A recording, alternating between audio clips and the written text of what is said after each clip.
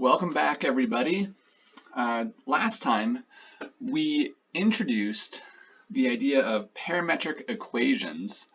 Today we're going to do a little bit of playing around with these some more, and also look to inject some calculus and introduce how we can think about tangent lines and also arc length for these curves that we get. Real quick recap. I remember last time we imagined that we had some particle in the plane, some point, and as time moves forward, our particle is moving around. And we said that we could describe the motion of this particle by keeping track of the x and y coordinates of our point at each point in time. Right? In other words, we have functions of time that are telling us what our x coordinate is, and another function that tells us what our y coordinate is at each point in time. And we have some range in parameter values. Here, we're saying that our starting point we see when t equals a, and our ending point is when t equals b. And we talked about three tools to take a set of parametric equations and look to feel out the path in the plane that they describe. The first tool was just tossing in some t-values and seeing what xy points we get. Second was actually graphing these parametric equations, our x function and our y function, and looking to get information from those. And third, we saw that we could eliminate t, and this was to find our railroad tracks. And if we can take our parametric equations and through combining them somehow, get rid of t, then what remains, the curve defined by the xy equation that we're looking at, our point is always going to be on that curve somewhere. That curve would form the tracks that our point has to roll back and forth on. And so to start off today, I want to give us a chance to put these tools to work. So right here, I have a couple of parametric equations, and here the t-values we're looking at actually start at 1/2 and never stop. So they just keep going on forever. Why don't you pause the video, see if you can put our three tools to work to feel out what path these parameterized equations are giving us. Let's take a few minutes and see what we can do.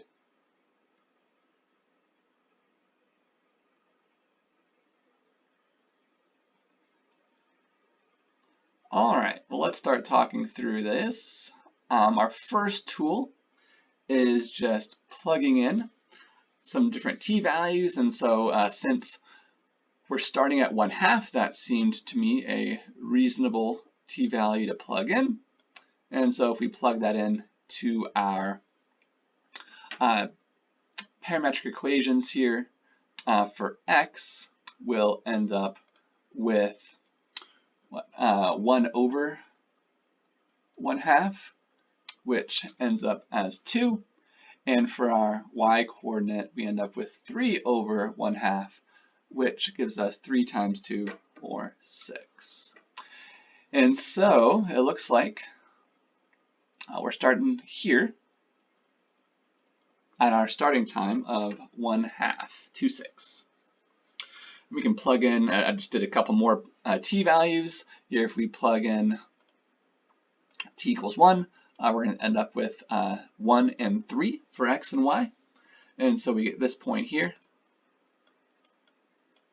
when t is 1. And lastly, I just plugged in 5 because it seemed like a reasonable choice. Get 1/5 and 3/5, which is right here. So right here on the bottom. So there's our point that we get when t equals 5. All right, so we had a few points. Perhaps not so clear how the rest of the curve looks. But so let's bring in the kind of more high-powered information that we get from our parametric equations here in their graphs. So if we graph both of these, so 1 over t, this looks like this. Coming down has a horizontal asymptote, and 3 over t looks very much the same. It's just going to be, scaled up by a factor of 3.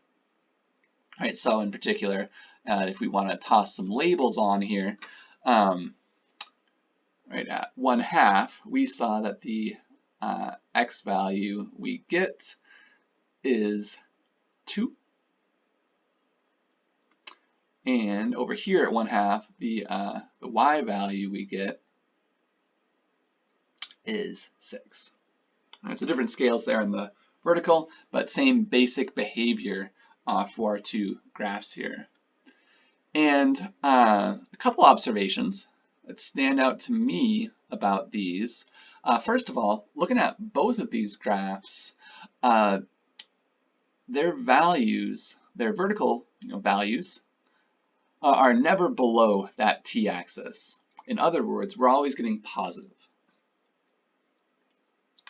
And so some observations on x and y are always positive. And something else that stands out to me is as we let our time move forward, right, our x value is actually approaching 0, and same with our y value. And so another observation here, as t gets bigger and bigger, our x coordinates are going to 0, and our y coordinates are going to 0. So we're getting, thinking about the xy plane, the point that we're going to be getting should be getting closer to the origin. Okay, so that's interesting information. All right, so I guess what that looks like here in our graph on the xy plane.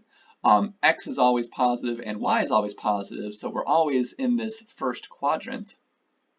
Our curve never leaves the first quadrant, and as time moves forward, our point is heading towards the origin. We can kind of see that here, right?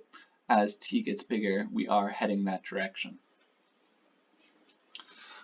Okay, well, let's now look at tool number 3, and let's look to eliminate our parameter and find our railroad tracks that we are locked into.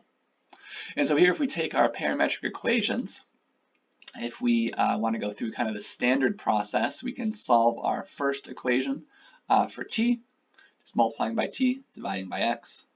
And then here we can plug that in. So what t equals 1 over x, plug that in for t here, and we'll get 3 over 1 over x, flipping and multiplying, we get y equals 3x as our equation without any t, that our particle, right, at each point in time is going to satisfy this equation. Right? So this is our railroad tracks. And this is simply the line through the origin of slope 3. All right, so no matter where our particle is at any point in time, it's always somewhere on this line. But now, we need to remember that just because these are our railroad tracks doesn't mean our particle is going to move across all of this. In particular, when we put together the information that we've gathered so far, right, our particle is only ever in the first quadrant.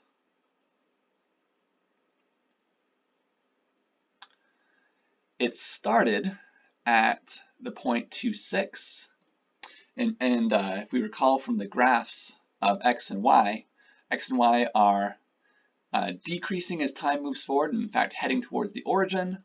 And right, we said x and y are always positive, so we're always in this first quadrant. So if we put that all together, we're going to be heading down the line towards the origin, and we never actually hit there, so let me kind of do an open dot and an arrow to show the direction that our particle is moving. And with all that together, we now have a complete picture of our particle's path, starting at time 1/2 up here at the top, and letting t just increase forever. All right, so right here, this is our nice final picture of the behavior of our particle, the path it traces out.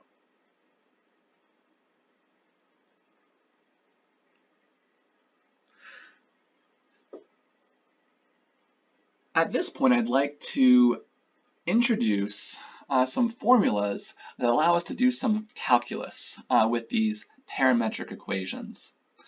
And then we'll put them to work actually with this example as kind of a first example that will help us maybe get oriented with what these formulas are doing before we apply them next time to some more involved curves. So the two calculus type formulas we're going to think about are formula for the slope of the tangent line to our curve at time t, and one that gives us the arc length. And so real quick, just a couple of notes about these. So the slope of the tangent line, we know what that is just from before. It's what it's always meant, right? If at time t we're at a particular point, we can draw the tangent line there, and we just want to know what the slope is, right? That's dy dx. The arc length, the idea here is if we have some curve, what we'd like to do is take that and lay it out flat and essentially attach a ruler to it and ask, how long this thing is, or what's the distance. So that's the idea for arc length. And for arc length, we do need to kind of give it, again, a starting time, in this case t equals a, and some stopping time t equals b. And so right now, I just want to hand us these formulas. We'll say a few words at the end of the day today, looking at kind of where these formulas are coming from. But for right now, let's just take these as our recipes. So here's our formula for our slope of the tangent line, derivative of our y function divided by the derivative for our x function, and then over here, our formula for the arc length actually involves an integral of this particular function from a to b, right, our start and stop times. And so let's actually look at our curve that we've just been playing with today, and let's find the slope of the tangent line at the particular time t equals 1. And let's look at the arc length that our curve traces out from 1/2 to 1. And I mentioned before that our example is going to give us a chance to kind of get oriented with these formulas. And what I mean is that we actually don't need these formulas at all for our case. Right, our curve is just a portion of a line, and so we can actually see what both of these should be just by looking at our picture. And so if we jump up to our picture,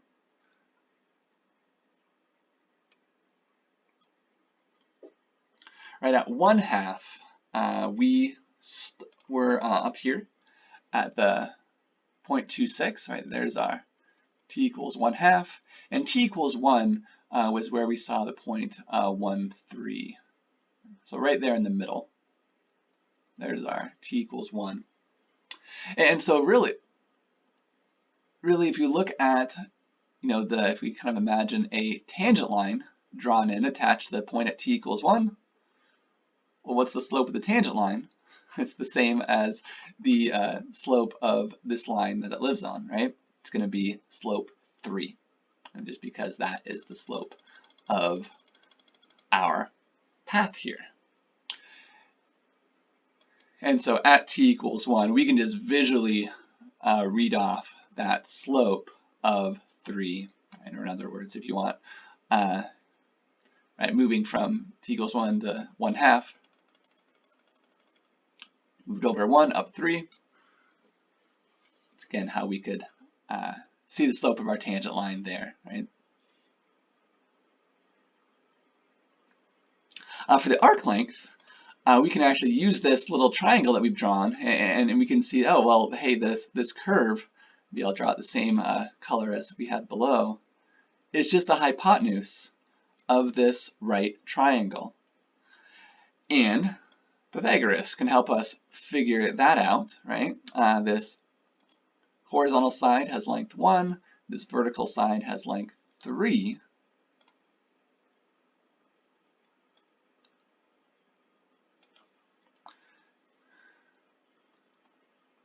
And so the arc length there is just going to be given by, right, Pythagorean theorem says 1 squared plus 3 squared equals the hypotenuse squared.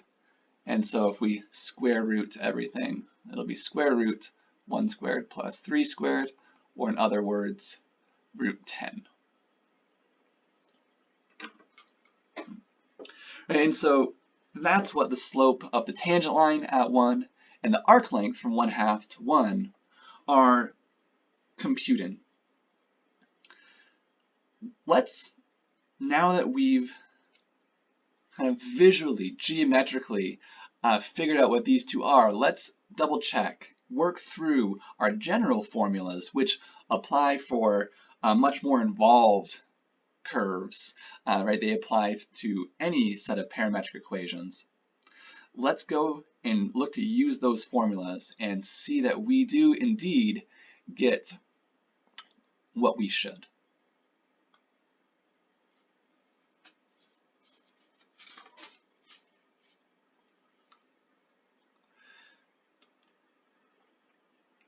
And so maybe I'll just stop scrolling here, pause the video, and see if you can now use our two equations here for the slope of the tangent line and the arc length for our particular parametric equations down here, and see if you can get to the same slope and the same arc length that we found already.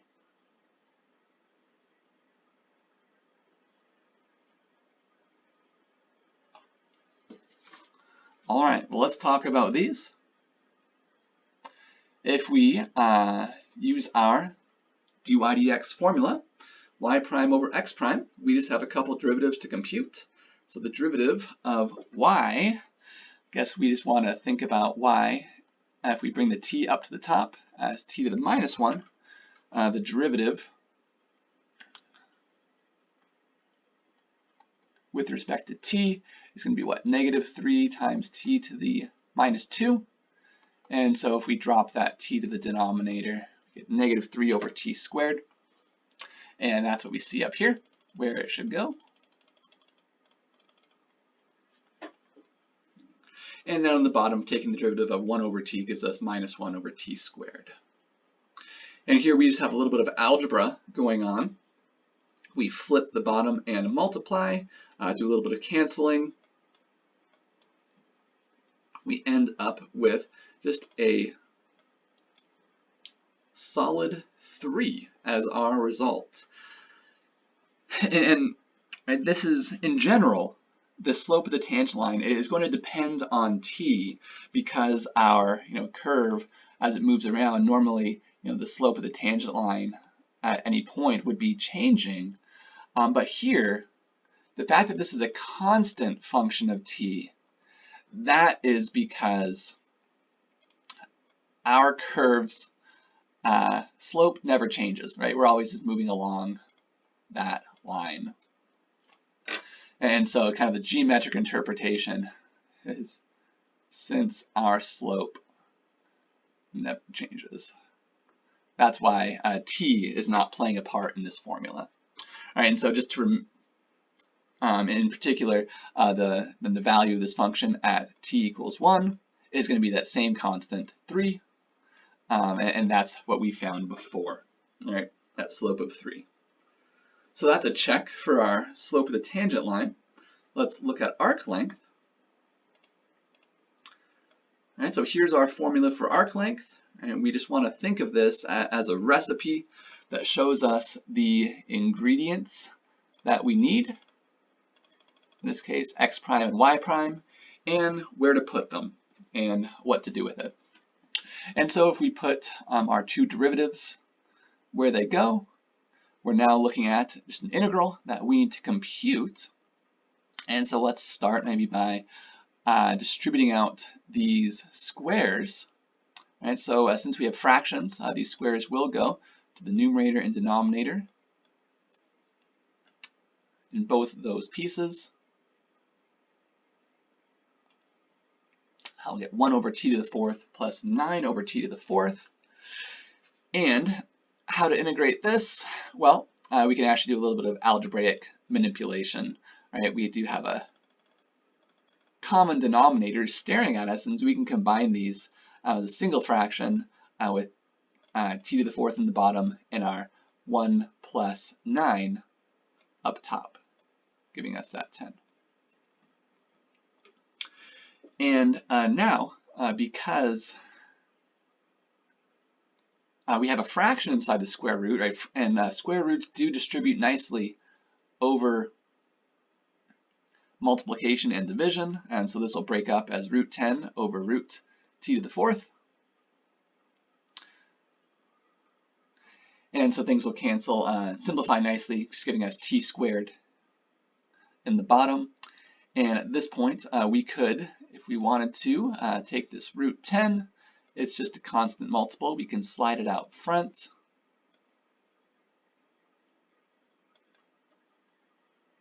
And then integrating here, again, we want to take the point of view that 1 over t squared is t to the minus 2. And so we can just use the power rule to anti-differentiate, adding 1 and then dividing by the exponent. Right, maybe let's write that over here. So anti-differentiating is going to give us t to the minus 1 divided by minus 1, which is the same as multiplying by minus 1. And a nice clean way to write this is just minus 1 over t to the positive 1 power. And so that's what we'll take and evaluate from 1/2 to 1. And if we plug in 1, we get minus 1. If we plug in 1/2, we'll get minus 2. And so here, since we're subtracting that negative 2, that'll be a big plus. And so minus 1 plus 2 is going to be positive 1, and 1 times root 10 is just root 10, as it should be. Right? And so here, we've seen through these computations that indeed our formulas for the slope of the tangent line and the arc length are giving us what they should. But again, the power of these formulas is not shown by this example. Right? Our example was such that we could actually read these off just from our graph because it was such a simple curve, right? Just a chunk of a line, right? In general, these curves are much more involved, and the real power of these formulas shows up because they work for any parameterized curve. And we'll get a chance to play around with these a little bit more next time. But to wrap up today, I just wanted to give us a flavor for where these formulas are coming from. It comes from a nice application of the motto of calculus. Now, I can't remember. What's the motto of calculus? Oh yeah. Approximate and take a limit. And that's exactly where these formulas are coming from. And so the idea here is we have some particle that's moving around in this path from A to B. Well, at this point right here, right, we'd like to get our hands on the slope of this tangent line.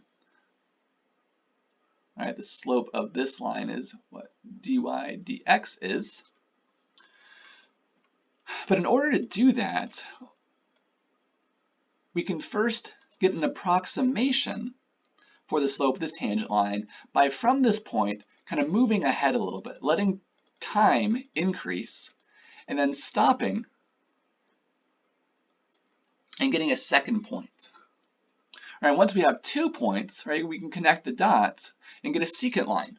Right, and we've seen before, right, when we first were looking at derivatives way back in Calc 1, right, there's these slopes of secant lines that hand us a nice approximation to our slopes of tangent lines. Well, what's the slope of this line segment? Well, as we increase t, right, from our starting point to our stopping point, we had a certain change in x, and we also had a certain change in y. And so the slope of our secant line we can write just as that change in y over change in x. And what we'd like to do at this point is get a better and better approximation by moving out t less and less. Right? Let this kind of second point that we get kind of slurp back along our curve and approach the first point. And the way that we do that is by letting that change in time go to 0. And now what I have here is not any sort of formal proof, but what I claim is that, right, that in the limit, this approximation becomes a dead-on equals, and this change in y becomes this y prime of t, and this change in x becomes the x prime of t. And that's where the form of this formula is coming from. Well, what about arc length?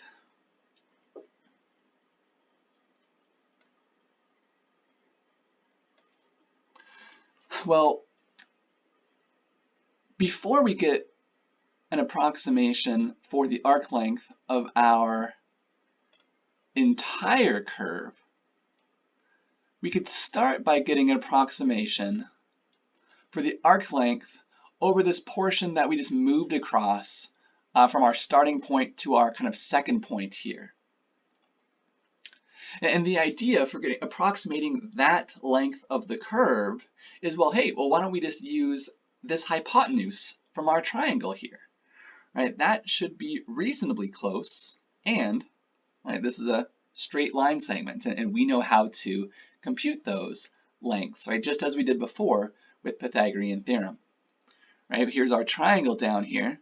If our horizontal side is change in x and our vertical is change in y, well then Pythagorean theorem says that change in x squared plus change in y squared is our hypotenuse squared, and so square rooting both sides says that the hypotenuse is change in x squared plus change in y squared. And so that gives us our approximation to this little chunk of our curve. Right, but we also have all these other parts of our curve that we move across from t equals a to t equals b. And so the idea for getting an approximation to this full arc length of the curve is we're just going to play this game a bunch of times. We can just cut up our curve, give ourselves certain anchor points,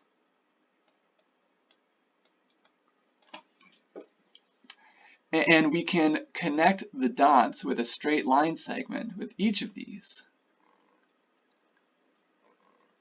And we can say that, well, to get our approximation to the true arc length, let's just add up each of these individual approximations. Right? And so here, to get our approximation to the true arc length, we just need to add up all of our approximations, right? From I equals 1 to however many of these little anchor points we're using. And now the idea, to get a better and better approximation, we just want to use more and more anchor points. Right? So here, if we let n go to infinity, then what I claim happens, and again, this isn't a formal proof, but what I claim happens is that the sum becomes the integral from a to b. And again, as I did before, the change in x and change in y become the x prime and y prime in our formula. Again, this isn't a formal proof of this formula, but this is at least showing us kind of why our formula takes the shape that it does and where these different pieces are coming from. Well, that's it for today. Good work, everybody. If you have any questions, post those to Piazza, and I'll see you next time.